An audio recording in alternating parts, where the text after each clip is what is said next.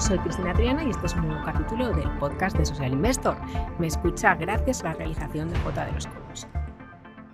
Hoy vamos a hablar de un tema que afecta mucho y que lo estamos viendo cada vez más y que probablemente en los próximos años nos afecte mucho, que es la invisibilidad corporativa en algunos casos.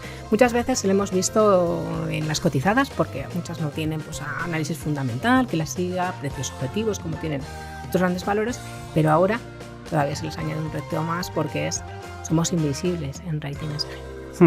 Entonces, en este entorno de falta de visibilidad también surgen oportunidades. Está con nosotros Antonio Madera, que es responsable de Rating Soberanos e Instituciones Financieras ISG de EtiFinance. Buenos días, muchas gracias.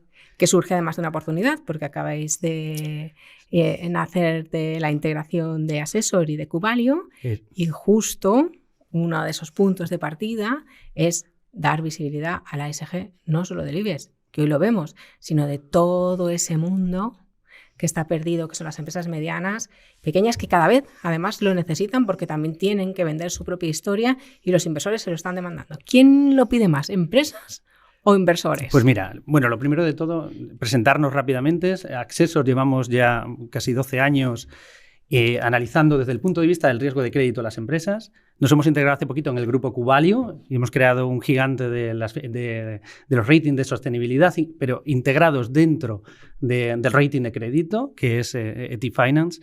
Y respondiendo a tu pregunta, pues a mí me gusta decir que los dos. Quiero decir, parece muy café para todos, ¿no? Pero exactamente lo piden los dos. ¿Por qué? Porque en primer lugar, los inversores tienen el foco muy puesto en la inversión, no solo en elegir inversiones, no solo teniendo en cuenta el rédito financiero, ¿no? Damos por hecho recuperar tu inversión, sino que también los inversores han dado un paso más allá del modelo del shareholder, es decir, el modelo basado en el accionista, al modelo stakeholder, es decir, modelo basado en tener en cuenta a todos los usuarios interesados de la actividad de la empresa, ¿no?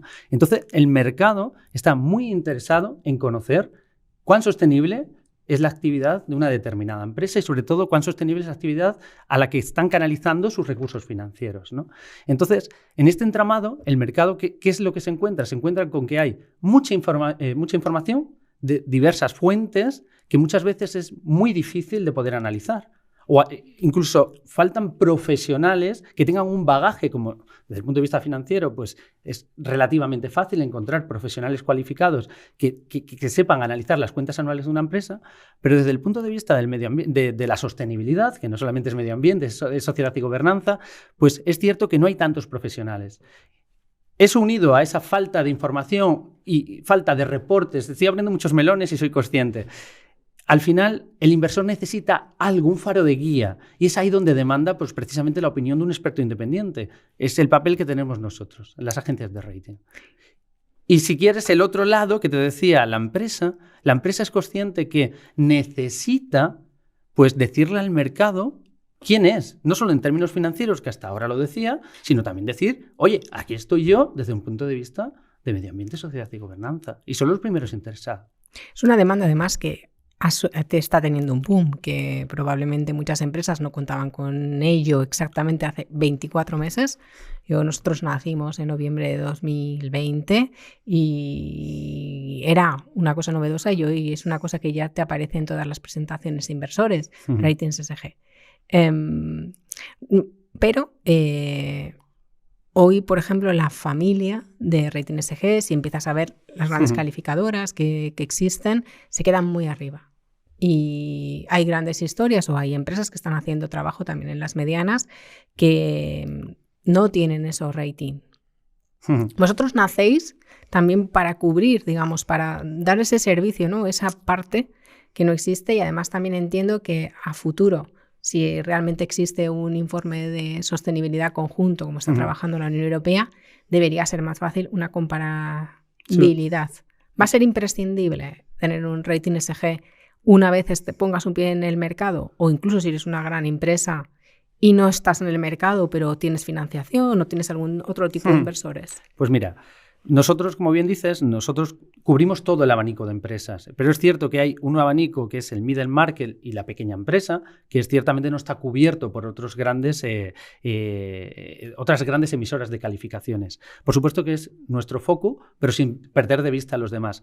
Porque uno de los grandes aportes que ha tenido la integración con el grupo QValue, precisamente, es que nosotros traemos ya de fábrica me refiero, internamente de nuestra casa, una gran base de datos construida con información no financiera de empresas de diversos tamaños, no solo de grandes empresas, sino de más tamaños, y tanto medianitas como más pequeñas. Y toda esa base de datos, hay presencias españolas, hay empresas francesas, alemanas, es decir, una base de datos muy amplia. Está construida precisamente también, aparte de información no financiera pública, con encuestas que se les hace precisamente a las diferentes empresas, ¿no?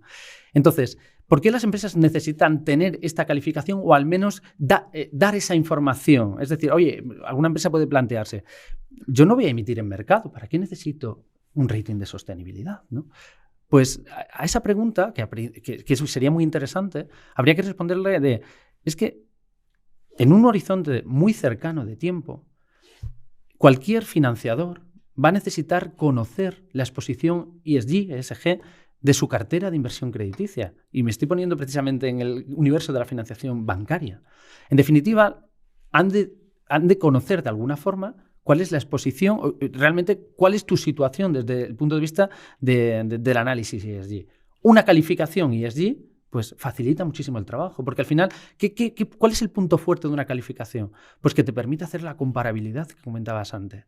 Es decir, nosotros como agencia de rating registrada en la ESMA, tenemos, para nuestras calificaciones de créditos, tenemos unas metodologías públicas registradas y tenemos unas formas de elaborar esos análisis. Pues lo mismo es desde el punto de vista financiero.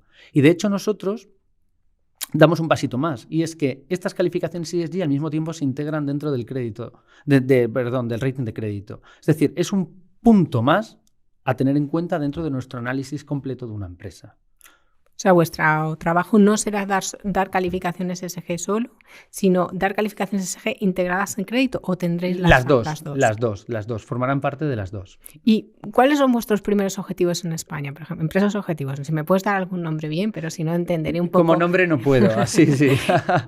¿En qué objetivos o con quiénes estáis empezando a trabajar y, no sé, esos primeros ratings, cuándo los podremos ver? Pues mira, nosotros estamos trabajando sobre todo con empresas del middle market, empresas que realizan emisiones, y también empresas que sin realizar emisiones están teniendo fuentes de financiación o están obteniendo recursos, por ejemplo, de grandes aseguradoras o de compañías internacionales que les exigen pues conocer el desempeño que están teniendo en materia de sostenibilidad.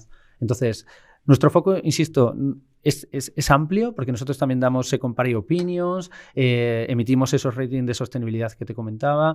Entonces, tanto trabajamos con proyectos, hemos tenido Project Finance asociados a emisiones de bonos, hemos tenido también empresas un poquito más grandes, cotizadas, también hemos tenido, y ya te digo, cumplimos todo el abanico de empresas. No hay un foco ahora mismo que te pueda decir, no es este, sería todo. Realmente la razón de ser de nuestro grupo es ese middle market que hoy por hoy pues está menos cubierto. Hay un punto que, claro, hablábamos un poco antes justo de empezar el podcast sobre la importancia, ¿no?, de unir información financiera y ESG, esa integración. Eso nos lo da también los ratings de crédito.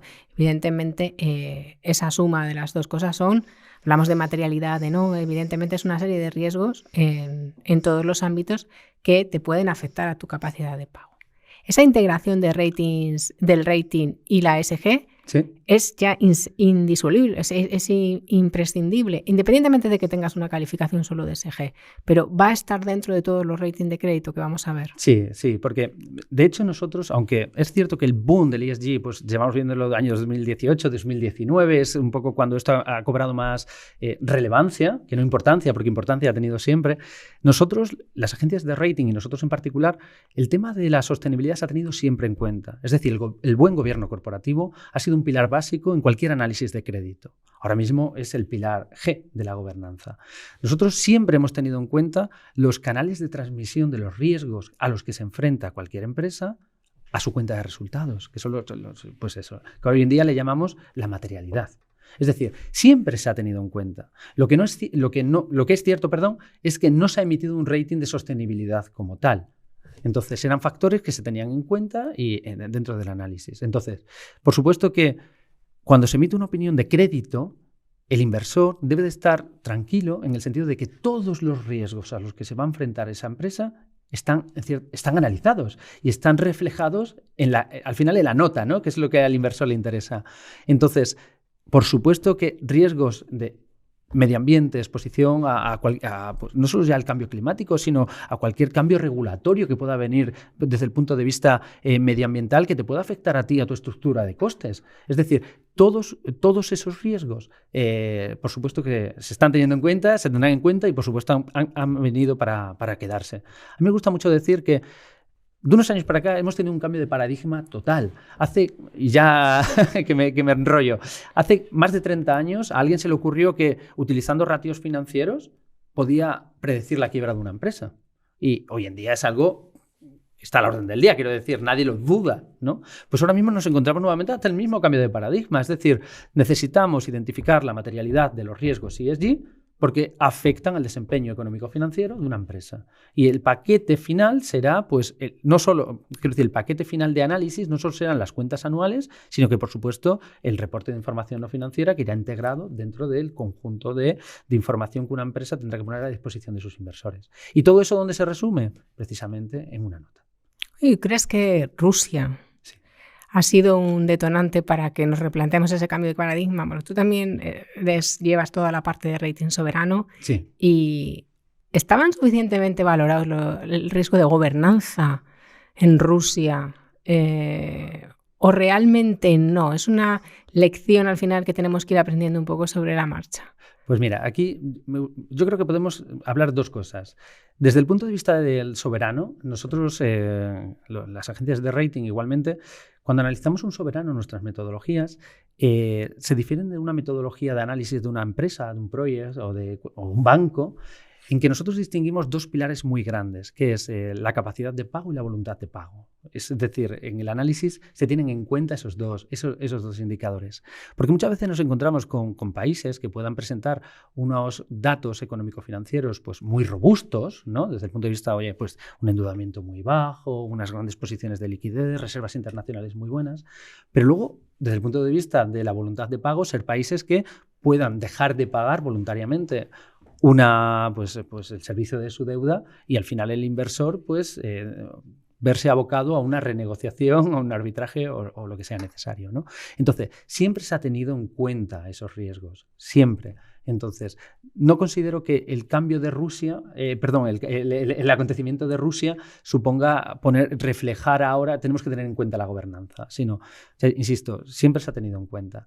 Otra cosa es que te hace ver que fantasmas del pasado que parecían olvidados pues continúan muy presentes y entonces lo que antiguamente pues era algo que se podía concebir que un país dejara de pagar su deuda, pues hoy en día parece algo más cercano. Igualmente hemos visto que el primer pago lo ha atendido ciertamente, entonces ahora viene uno más importante en el mes de abril, veremos a ver cómo evoluciona la cosa. Y en segundo lugar, lo que te decía del ESG con Rusia es el papel desempeñado por las empresas, que yo creo que también es muy importante, ¿no? Y eso es lo que nosotros desde EthiFinance, que además forma parte de nuestro lema, denominamos la doble materialidad. Es decir, no es solo tener en cuenta cómo nos afectan los riesgos ESG al desempeño financiero nuestro, de qué empresa me refiero, siendo yo una empresa, ¿no? Sino también es cómo nuestra actividad afecta, ¿no? al entorno. Porque me viene siempre el medio ambiente, pero no, hablamos del entorno, ¿no? Entonces, en un entorno en el que hay que garantizar pues, la libertad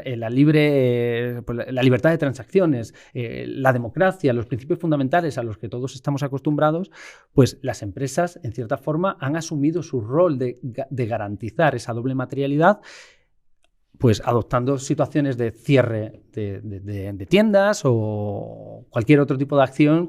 Veníamos hablando antes de que hoy un gran operador pues, ha cerrado también sus terminales, ¿no? Es decir, al final lo que hacen en cierta forma es asumir su rol en garantizar pues, que el mundo sea cada vez pues, más humano.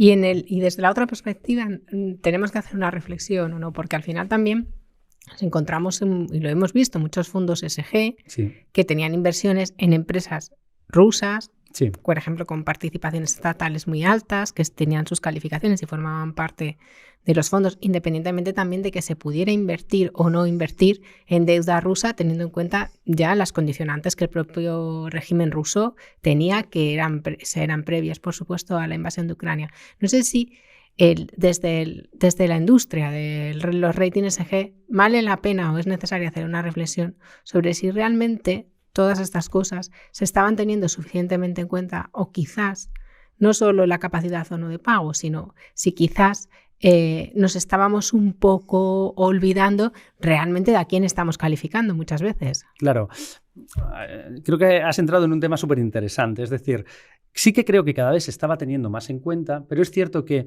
al final hay una sombra de fondo que es la falta de armonización, ¿no? Es decir, y aquí ya abrimos nuevamente el melón de la falta de estándares, armonizados me refiero, un único estándar que nos permita conocer. ¿Qué ocurre aquí? Pues que yo sí que creo que se han tenido en cuenta muchos de esos riesgos, pero al final, internamente, quiero decir, cada uno a su forma. Ese es el papel precisamente que se nos queda abierta a las agencias de rating, de armonizar este entramado para que al final pues, haya unos criterios únicos, ¿de acuerdo?, a la hora de valorar pues, esa calificación ESG que se le asigna a cualquier tipo de inversión, en este sentido, a cualquier tipo de subyacente que se haya podido elegir para introducir en ese fondo, ¿no?, para poder invertir en ese fondo. Entonces, muchas veces los métodos internos pues, adolecen precisamente de ese problema, de la falta de comparabilidad, y al final, pues, internamente, pues, puedes llevarte a tomar posiciones que luego pues, tienes que volver a analizar. O sea, que entiendo que desde vuestro punto de vista sería positivo una armonización de los ratings, que haya una normalización, que todos sepamos. Y luego te pregunto sobre el peso de las tres, la E, la S y la G. ¿Lo balanceamos o quizás es que ahora estamos demasiado viendo la E porque ha sido quizás el momento de la transición, y la S y la G, que son muy importantes y claves, van a ganar un poquito de peso, y entonces eso también nos va a hacer reflexionar de otra forma sobre el rating? Muy bueno. Mira, hay un paper del Mint de hace un par de años más o menos en el que hace un estudio de la evolución de los ratings de sostenibilidad y pone sobre la mesa que hay una correlación muy baja entre las diferentes las diferentes calificaciones que asignan las diferentes agencias. Entonces, y una de las críticas precisamente es que se tienen en cuenta los diferentes pilares, pero como si fueran medias aritméticas a veces, ¿no? Y muchas veces también se pierde, conoces la nota final y pierdes cuál es la importancia de cada uno de los pesos dentro de esa calificación, ¿no? Y ese es precisamente uno de los planteamientos que nosotros internamente también analizamos. Tenemos grupos de trabajo analizando la importancia. Esa pregunta es que ha salido internamente también. Entonces, ¿qué es lo que creemos que es el camino correcto?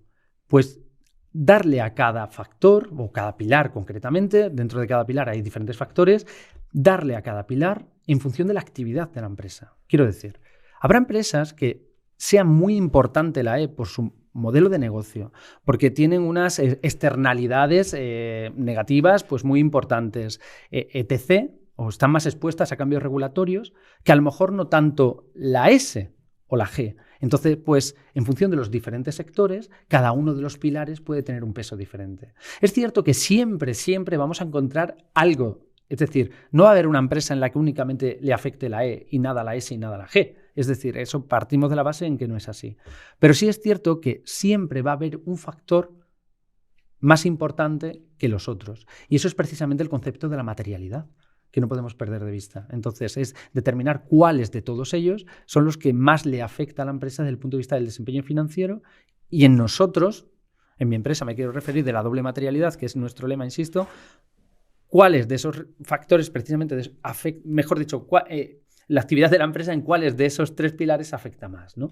Y eso es lo que nosotros identificamos. Entonces, los pesos no serán lineales, seguramente. Pues entonces tendremos que leernos muy a fondo vuestros informes porque cada empresa será distinta. Muchísimas gracias, Antonio Madera. Muchísima suerte con la nueva aventura en Muchas Easy gracias. Finance. Ya después de consolidaros con Asesor en España, os conocemos muy bien. Y en esta aventura europea, pues que vaya todo fenomenal. Muchísimas gracias a vosotros por la invitación. Hasta la próxima. Y a usted lo mismo. Pues hasta la próxima. Le espero en el próximo capítulo del podcast de Social Investor. Feliz día, madrugada, noche. Hasta pronto.